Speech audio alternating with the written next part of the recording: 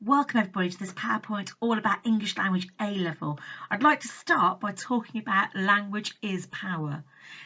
Angela Carter, a very famous author, once said that language is power, life, and the instrument of culture, the instrument of domination and liberation.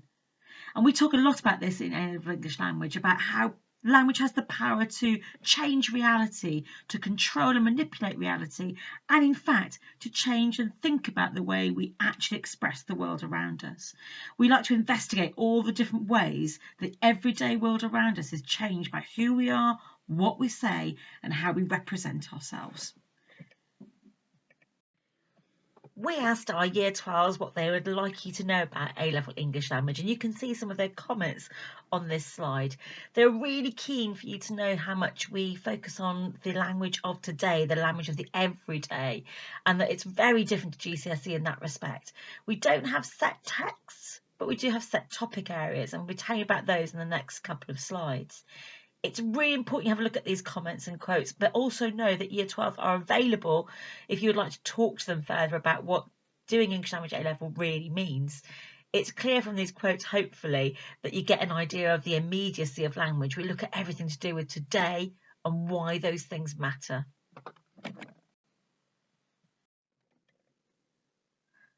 This slide gives you an overview over the exam text and what we sit at the end of Year 13.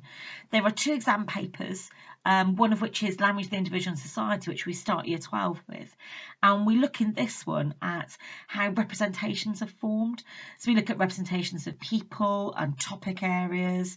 It could be about how a gender conversation represents certain genders. It could be about how politics might represent certain ideas. But we look at those topic areas and we discuss how those meanings are created. In the exam, you've got two texts that you have to analyse over time, one of which is from a different era, and we look at how those representations are created in practice pieces throughout the course. The second part of paper one, we study in actually Year 13, which is about language acquisition, looking at how children learn language so quickly and where that language understanding comes from. In paper 2, we look at language diversity and change. It's all about global Englishes, accent and dialect, why we are changing our opinions on language. We look at political correctness, we look at sexist language, we look at language that might be viewed as racist and language of ethnicity, language of protest, for example. We look at all the debates that surround how language is used. Then you are able in this section to write your own opinion article based on the opinions that have been drawn together in that paper. There's also a really exciting key element of English language A-level, which is called the language investigation. And in Year 13, you get to choose what you would like to write about. It could be song lyrics, it could be accents in Devon, the world, it could be an idea about the way that children's books are formulated. There are all sorts of possibilities. For example, in Year 13 at the moment, we're looking at how jewellery is advertised. We're looking at how accents create the problems for you in workplaces, and that shouldn't be the case. We're looking at how grief is dealt with in children's books. It's a huge range of different topic areas. But you also get to write your own speeches and you get to write your own creative writing, which is essential to explore your own skills. This slide tells you all about the assessment process that we go through for English language A-level. Our exam board is AQA, and here you will find what skills we were looking for in the subject area, and also that the expectations of workload are made clear to you. We do a lot of independent research, a lot of independent work around the topic areas that we're studying. We like to learn about linguists and ideas that might be happening at the time. We might look at Twitter, for example, or other social media platforms to help us understand those things. So this slide helps to explain all the expectations of your A-level. Representation is a key idea for us in English language A-level. Recently, we looked at the book that you can see on the right of your slide here, about 30 Days to Happiness. And we talked about representations of happiness in society, how mental health is considered, how there seems to be a normal that is emphasised by the use of language, in particular pamphlets, booklets, etc. This particular book that you're looking at the right-hand side of this PowerPoint slide is all about the idea that there is true happiness to be found.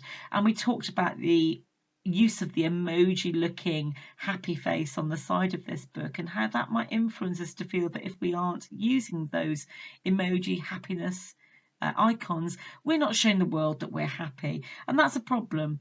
And we looked at the concepts of happiness as well. But representations can come from any source, and there's a list on the left-hand side here about what those representations are. We look at how groups are represented, for example, like teenagers or protesters, for example. Or we might look at how a writer wants us to think about their topic area. But all of this is about analysing how everyday language creates meaning. The concept of ideology here, everybody, is really key. We all have value systems that we live by in our cultures and within our families and society. We look at how those ideologies are explored in language use. For example, we've been looking at the Black Lives Matter protests recently, and also the idea that many people are judged by the way they sound and how they speak. That all ties into how our values work as a society.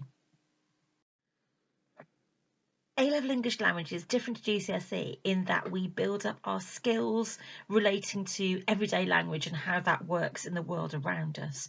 We're focusing on how we use the skills of the language levels, which you can see in the box on the left-hand side, help us to understand the world that we live in. These include lexis, meaning words, semantics is meaning, pragmatics is the language behind the meaning. It's what we're implying when we say things.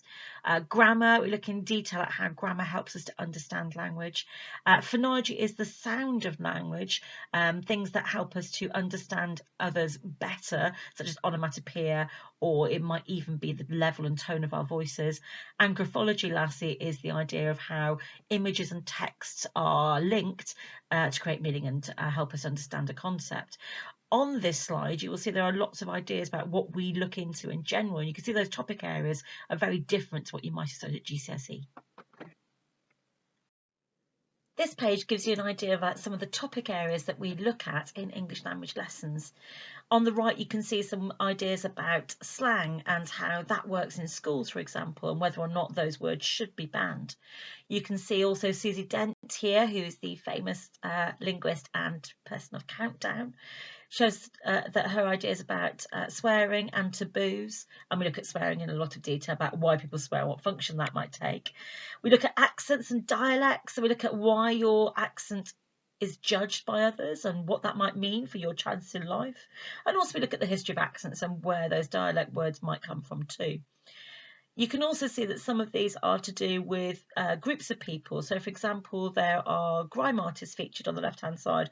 Professor Rob Drummond, for example, looks into how the language and dialect of individual communities can be seen to represent them and develop their ideas. And down in the bottom of this slide, you can see ideas about how we might talk about different genders and how we might talk about different people's needs in that case.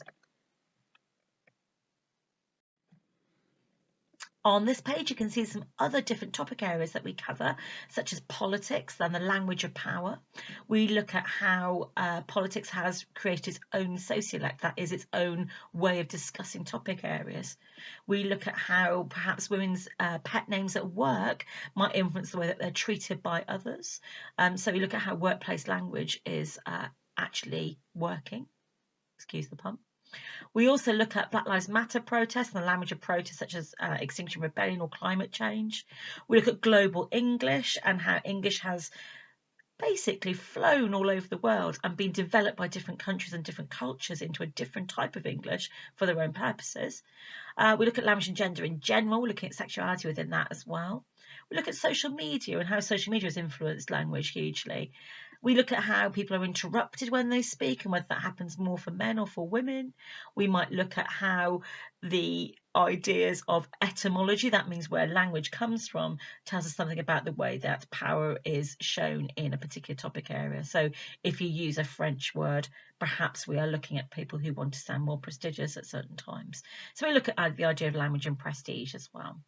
But all of this is about identity and representation in its essence.